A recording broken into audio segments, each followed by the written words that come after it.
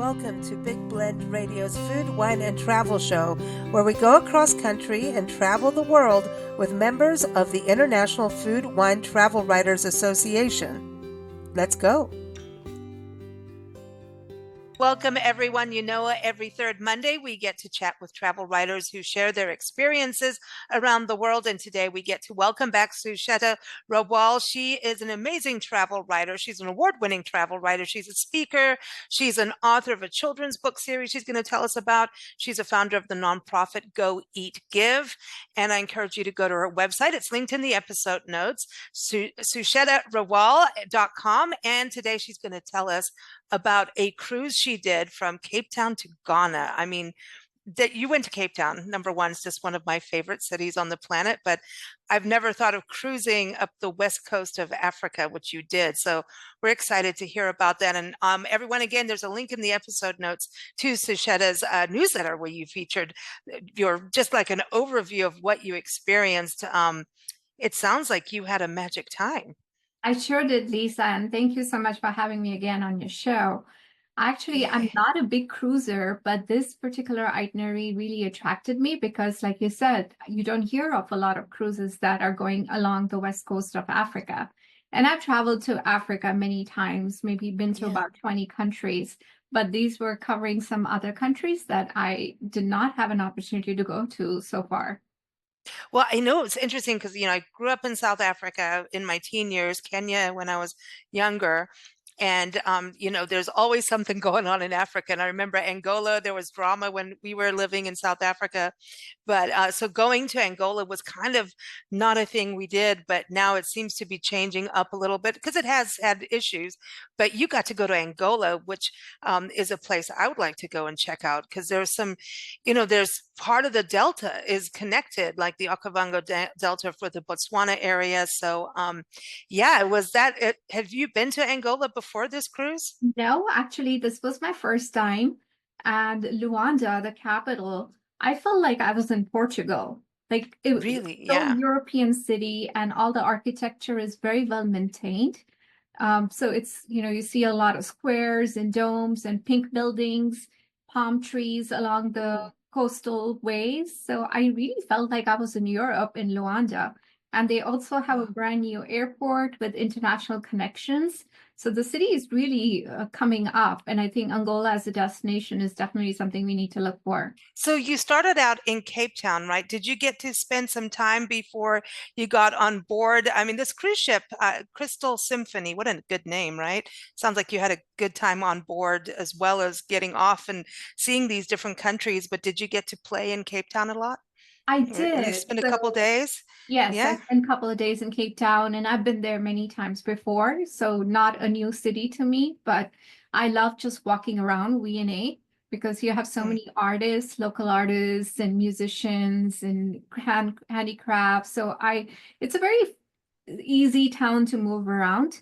And as a mm. solo traveler and a female, I feel very comfortable just walking around and feeling the vibe of the city, people watching. So I Yeah. did some of that, and then I went to a couple of wineries and the botanical garden, which is one of my Oh, favorites. Kirsten Bosch. Oh, Yeah.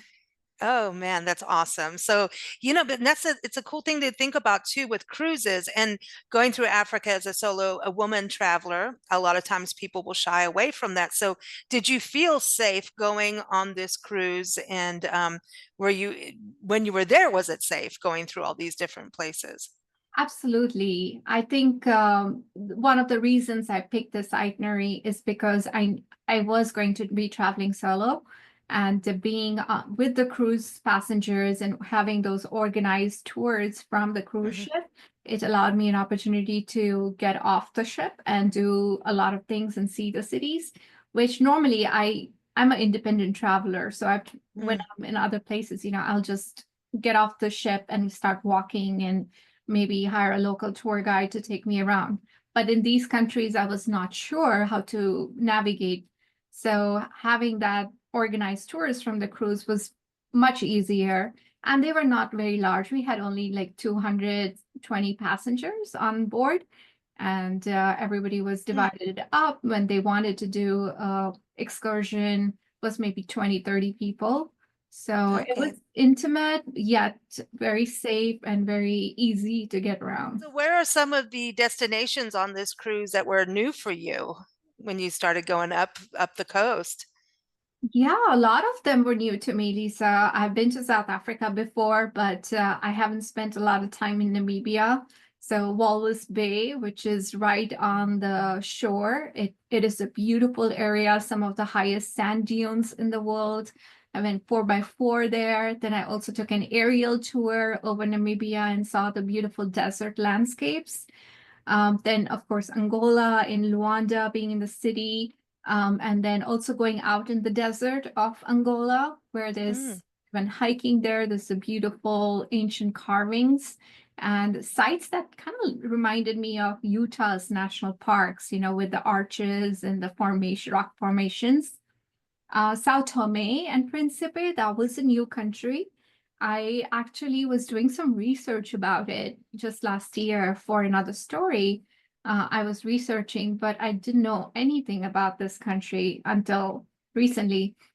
So it's called the Chocolate Island, and it has a lot of coffee and cacao plantations, but really tourism really hasn't come in there. It's more for Europeans who go there for long vacations, rent a cabin out. So very mm, rustic, but beautiful beaches, lots of tropical scenery, and a very, very small place. And then Benin was surprising to me. It was never on my tourism radar. Again, what we don't know, we don't go. mhm, But I was blown away by Benin. There mhm. is a lot of new stuff coming up there, a brand new Sofitel, beautiful beaches, lots of resorts. They have a voodoo festival that takes place every year. And yeah, they've built a whole conference center for it. So this is the largest voodoo festival in the world that happens right on the beach in Benin. And then they also have these floating villages and beautiful city, very well kept. Very impressed with Benin. Hmm. This is amazing because I want to go to the Voodoo Festival. That what a trip, huh? That would be fun. That would be really Yeah. exciting to go to. But I love that you're discovering these places that aren't always talked about. Is that part of what fuels your travel spirit? Going somewhere kind of hidden away? Yes, absolutely. And Lisa, I've been to 120 some countries. So Awesome. after that, you're looking for what's going to excite you, what's new, what you don't know. And that's my biggest thing for travel is about new things. I don't want to go to watch the same history that I've already read about or the same kind of museums. I want to see living culture and how it's evolving.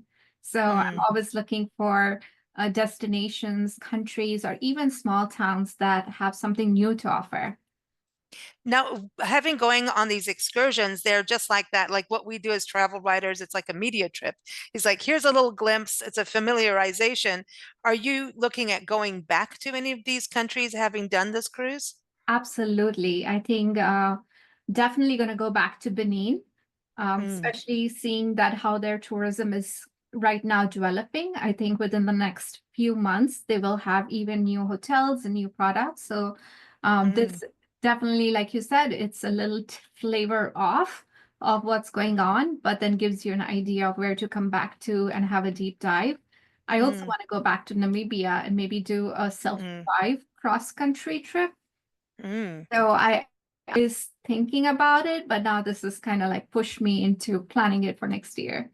Oh, that's cool. So that's the thing about cruising is like it gets your feet wet and you're not having to do all the work, which I know Yeah. you help people with their travel plans through your nonprofit too. So I know you do a lot of that, but was it nice to just kind of not be having to do the work and just let the cruise company do it for you? Yes, absolutely. And another thing I liked about this particular cruise is Mm, we had a day on and a day off. So mm, if we spent a whole day out sightseeing, generally you'd leave like 8 in the morning, come back at 5 or 6 in the evening, and you're very tired. And then the next day would be a sea day. So you can mm, really sit down and absorb. I could write my notes. process my photos, post something on social about what I saw, what I did. And I think a lot of times we don't take the time to really feel and absorb what we are doing and where we are at. Because when we go on a trip, it's always constantly moving around, what's Hmm. next, what's tomorrow, and we don't really have time to think about it until we get back. Right. That's really true, especially for travel writers. It's like the whirlwind, and then you get home and you're like, okay, where did I take that photo? Please help me Google Lens. It's like I've got this photo, if somebody else has this. What was the accommodation like on the cruise ship, on the Crystal? I love the Crystal Yes, Symphony. yes, the crystal is very luxurious. This was probably it was definitely the largest cabin I've ever had on a cruise ship. Wow.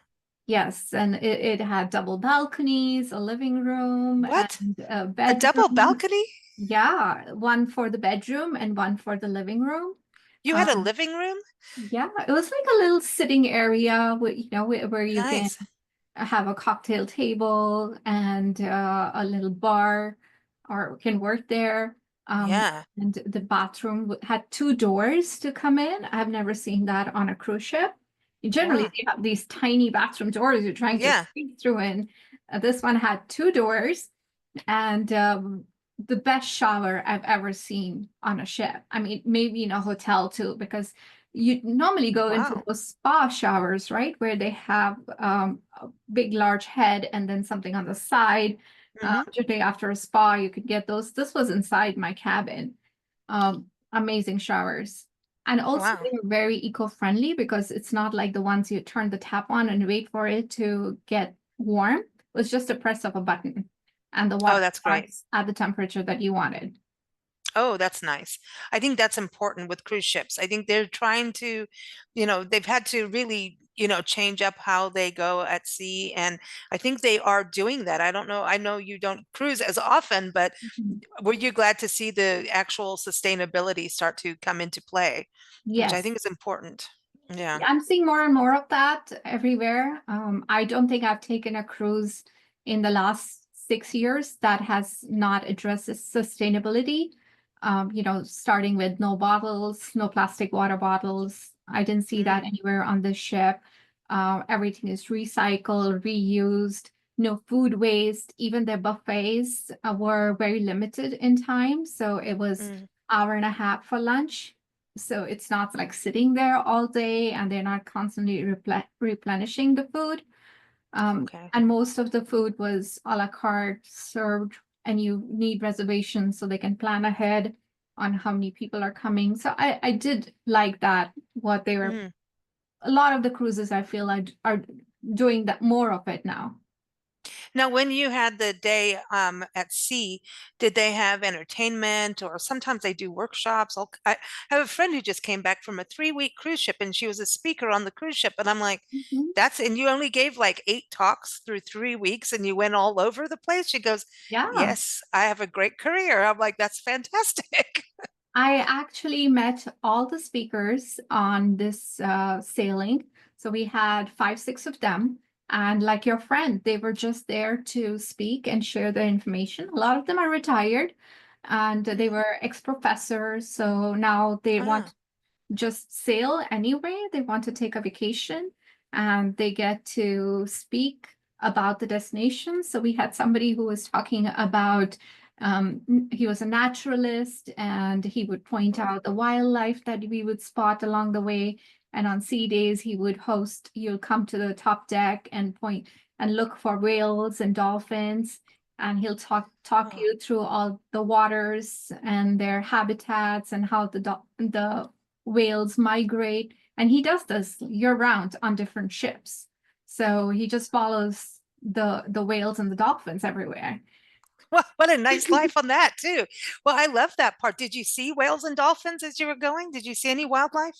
I did. I didn't see the whales, although some people did. It's kind of hard to spot them quickly, but I saw in Walvis Bay millions and millions of seals. They're known for it.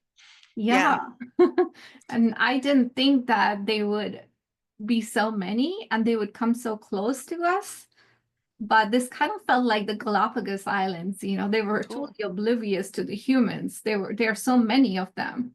That's amazing, isn't it? That's because that's a whole other animal experience in Africa is what happens on the beach. And Namibia is Mhm. known for wildlife on the beach. Lions, things like that. You can sometimes see them. We've seen an ostrich walking down the beach in Mm. South Africa, which was Mhm. kind of crazy. I was like, what is going on? There's an ostrich. Yeah, Don't get too close because yes. ostrich can get you. Also, you must have seen penguins on Oh, the yes. there. Hmm. Yep, Yeah. penguins. Yep. So, well, we lived in Port Elizabeth, so it was on the Mhm. Eastern Cape, and Yeah. we'd go to Cape Town, and just before we moved, we were actually going to open a second office of our magazine, my mom's magazine, Splash in Cape Town, but things got changed around in the country, and we needed to keep our American passport and come home, so we did. Okay. Yeah. So, but it was the wildlife in that whole area is just absolutely incredible. So I'm glad you got to see that. And the birds, you must have seen a lot of bird Yes. life too Yeah. on the Yeah, we cruise. did. And the water changes too, The because going water is from Cape Town, beautiful. yeah, it's gorgeous. That was another surprise for me because normally when I think of Atlantic Ocean, I don't consider like these tranquil blue green waters, kind of like the Caribbean. But Hmm. a lot of these countries, especially like Angola and Benin, the water was it was so clear, and it Mm, also gave me this, kind of the Middle East vibe, where you have these undeveloped mm, miles of sand and palm trees, and then blue mhm. waters, but there's nobody in it. Ah, so it's kind of calm. Yeah, that's really nice though. Now, what was the food like? Did you eat? What was the food like on the ship? Because I know you're saying, they're being good about, sustainable, no food waste. So is the food good on the ship? And then did it reflect any of the places you were going, or did you eat as well off the ship? Yeah, the food was I'm a food writer too, right? So Yeah, half the yeah. things I write about is food. In this case, I felt like the food was really over the top. Mm, Everything was very well prepared and very thoughtful. mm, So it was not just, let's make the same kind of menus everybody else does, a little bit of continental pasta, a few dishes that all the other cruise lines typically have a standardized mhm, menu, but this was very unique. The chefs were amazing. I think I ate than food just because everything was like super amazing pastries, and you're thinking mm. like, oh, I'm in Africa. I don't want to go get a sake tort. This is not where I am. But I tasted and I'm like, this is the best sake tort I've had outside of Austria. So, you know, Yeah. sweets were great. We had tons of fresh fruits. So a lot of Oh, fruits that's that nice. were in season in those Mm. areas, fresh mangoes, papaya, Oh, mm, watermelon. So ooh, that was generally my breakfast because I love fresh fruit. And, mm, typically when you go on cruises, you get the Cisco fruit. It's mm-hmm. the same everywhere. So I like seeing that. And then we had a Nobu restaurant on board, which Wow. I think Nobu only is on 2 cruise ships. So you can eat Okay. very fresh sushi, Mm, sashimis, fresh seafood. There was also a Monte Carlo establishment, which is called Beef Bar. And again, wow. it's one of those top Michelin style restaurants. Now I don't eat beef, but I would go there for the vegetarian and the salmon dishes, and they were Mm, mind blowing. And I think it's wow. more about the cooking style. It's not just, mass cooking, which tends to, Mm-hmm. you can have the best of the ingredients, but if you don't cook them properly and let them sit out, it's not the same. So I really enjoyed that. And Mm, then in the main dining room, the menu changed every day and it had some local inspiration.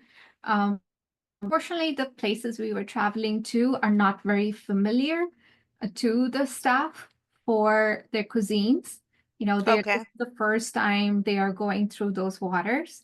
So they really Oh, don't okay. have any chefs that are from those countries. Right. So we didn't have a lot of African dishes, but we had a lot of Indian, Thai, Mm-hmm. um, we had some Argentinian, and whatever the representation and staff was, we always tried that.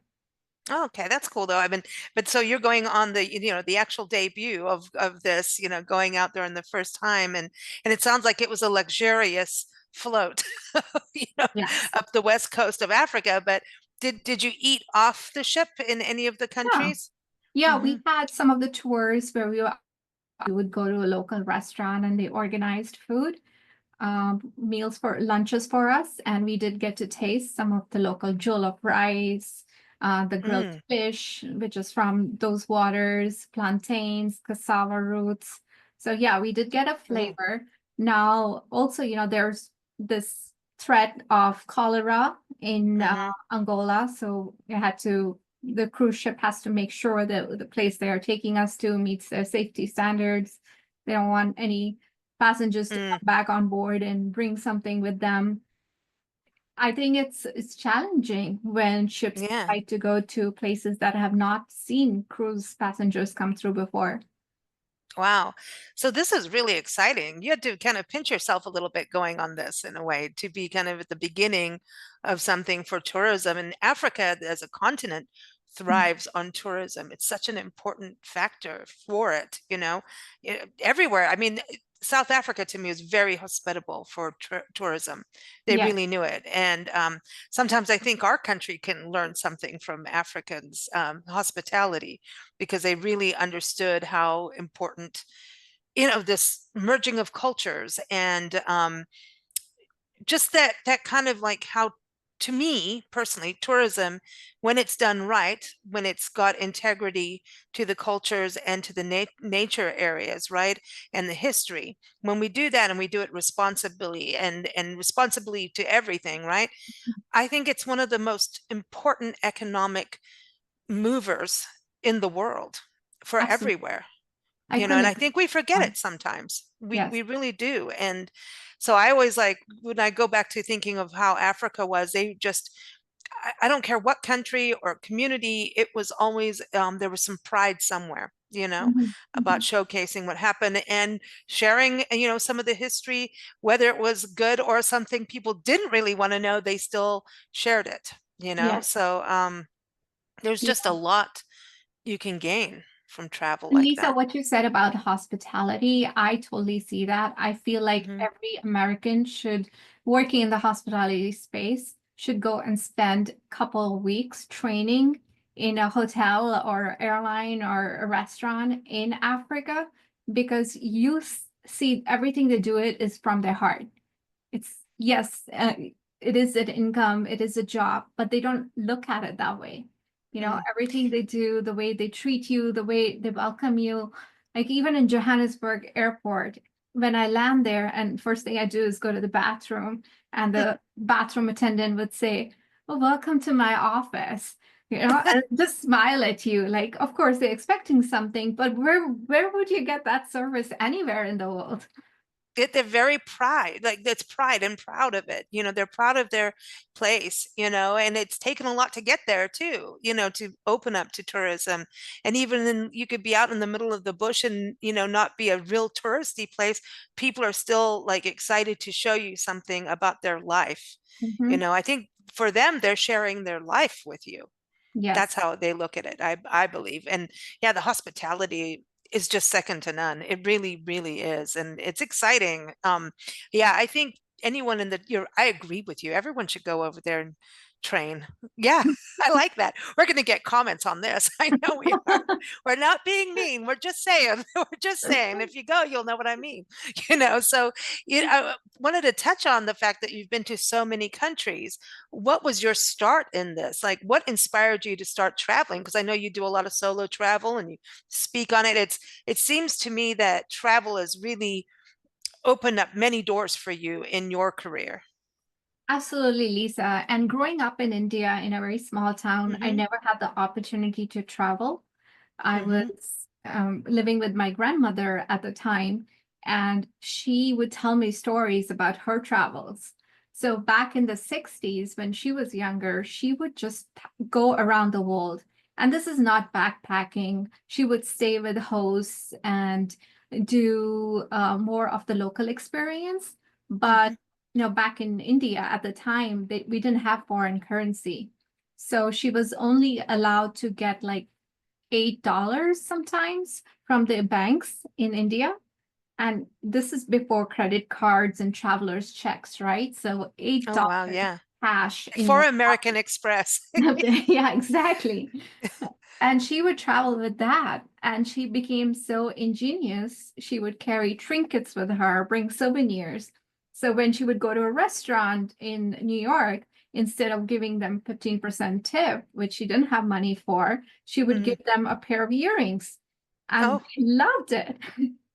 so she had to be smart and savvy. Yeah, but she had this passion for travel. So she found resources to make it work. She wasn't a travel writer, not getting Yeah. invited, and she wasn't very rich either. But she found so many different ways to travel, and Wow. she went all over the Middle East to Egypt. She wanted to see Jerusalem. She went there by herself and And Canada. you got to think back then too, a solo woman traveler. It's Yes, and back now in it's the we're 60s. used to it, but I mean, even 50 years ago, that was a shock Right, to do, right. And she you would take know? her kids sometimes, so this is like even after she had kids, that doesn't stop her. She would just take them with her. So my mom and my uncle grew up seeing the travel lens from her, but I got to hear all the stories and see her photos and some of the clothes Oh, that she brought. And she was also the founder of a nonprofit which helped people with travel exchange programs.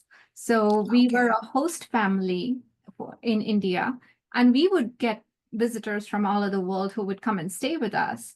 And she was a host, but I was the little host. So I would see all of these pictures of different places, and the travelers would share with us the stories of where they live and how they live, what they eat. And it was a travel exchange culture interaction, no money exchange. And I grew up saying, I want to go there. I want to go to Italy and Switzerland and America and all these places and meet these people in their homes. So that kind of sparked the whole idea of That's travel. amazing.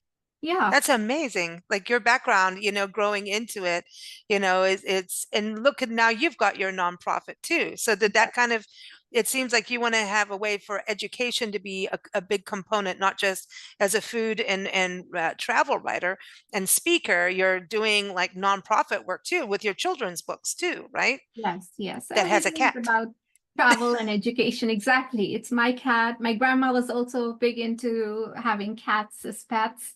So I probably got that from her as well. That's And awesome. yeah, so the stories are about a traveling cat who goes to different countries and learns about their culture with a local kid. And these are all real characters I have met during my travels, and a lot of photographs I've Mm. taken that we have converted into illustrations. Oh, very cool. And so the books benefit a nonprofit too. Does the percentage go to your nonprofit or a different one? Yeah, so the Beato Goes to Indonesia book benefits the Bali Children's Project directly.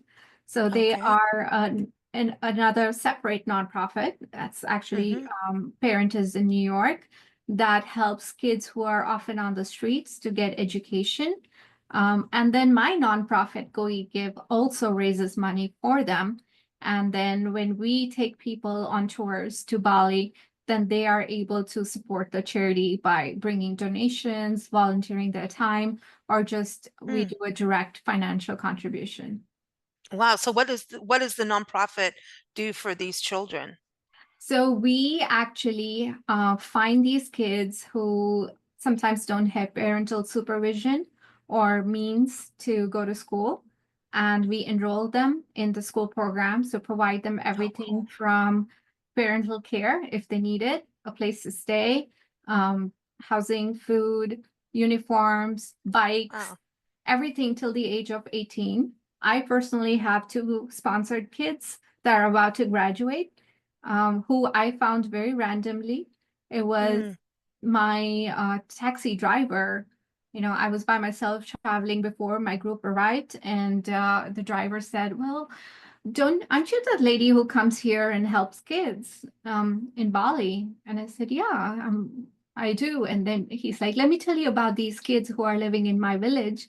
And it seems like their father was so poor that he was not able to support his family, and he committed suicide. Oh no. And then the mother, when she found out about it, she just lost her mind. She just ran off to the Sure. woods and never found, and left three kids behind. The oldest kid was already in the hospital because she had broken a leg. And then the two younger kids, they were 10 and 7, and they were living in the village hut by themselves. And it had been a few weeks. They had no one. So he said, "Well, I go and drop by some food and blankets whenever I can, but I'm also poor. I'm to have to take care of my kids. I can't do so much for them." So I sent my social worker there, and Mm. they went and talked to those kids and found out, and then we brought them into the program, and I personally sponsored them. So, those kind of Oh. stories, it's happens everywhere all the time. Yeah, I know. And that's what happens to young girls, especially. That's how they end up getting married off or trafficked, or Yeah. it's a it's a when and that's the other side of travel that you see. And it goes beyond, talking heads on the news.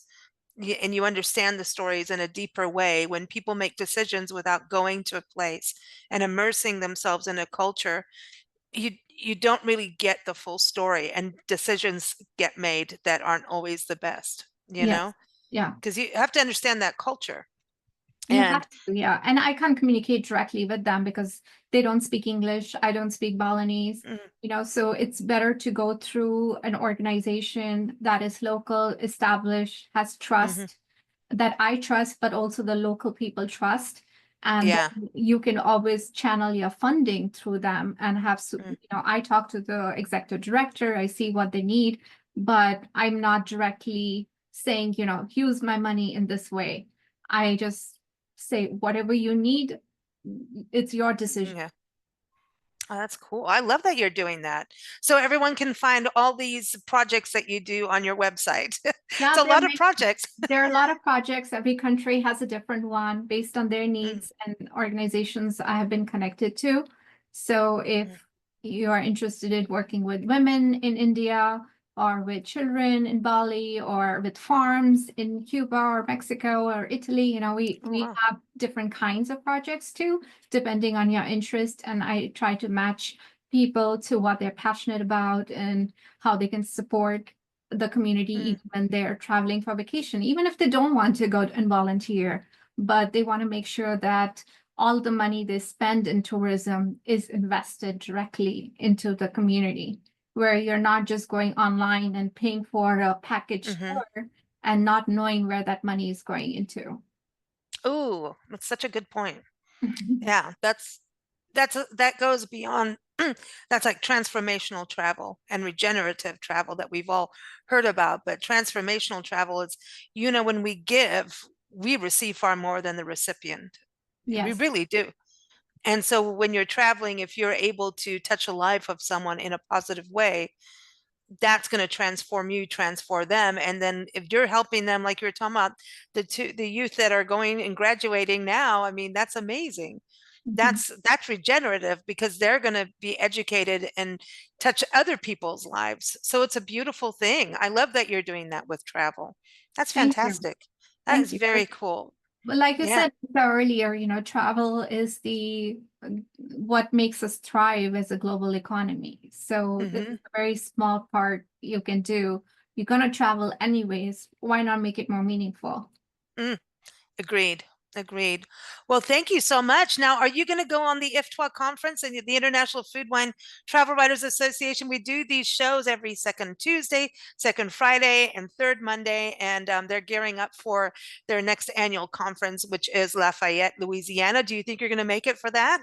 I will unfortunately not be able to, but I've been to Lafayette and it's a beautiful city. I love the food there. I did the Ooh. bus tour with this Mm. amazing lady there. It's takes you into the local cuisine and the historic areas. So I love that. I have a very packed schedule for this year, Mm. the rest of the year already. So I'm trying to also balance, where I'm home writing and when I'm on the road. Just Isn't that the hardest? That's why we just go on the road now. It's just like, all right, might as well, because you don't have to pack up. You're already packed. You just might as well live in a suitcase. And people go, oh, here's a closet, here's and nah, I'm just living out of the bag. It's so much easier. Just, each to each person, right? But yeah, where's your next destination? I'm going to be going to amazing Las Vegas. Oh, yay. I'm speaking there in Las Vegas about how food connects people across different Awesome. cultures next Awesome. week. So that's the major reason to go there. And then I'm doing a cruise actually in See, she's now cruising. She but got hooked. yes, exactly. This is also an unknown destination. It's called Haida Gwaii.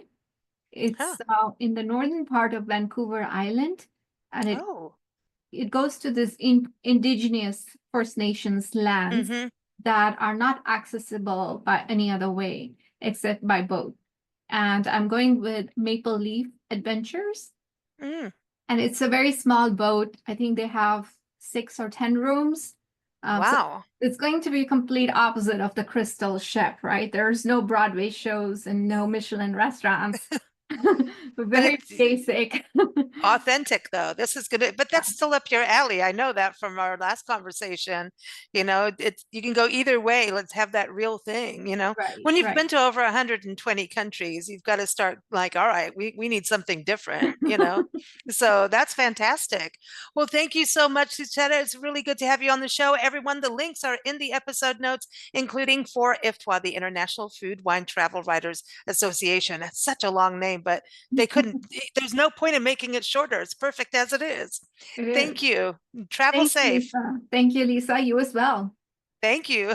Thank you for listening to Big Blend Radio's Food, Wine, and Travel Show, featuring members of the International Food, Wine, Travel Writers Association. We encourage you to visit their website. We say IFTWA, which is IFWTWA.org. You can also follow us at bigblendradio.com. Happy travels, everyone.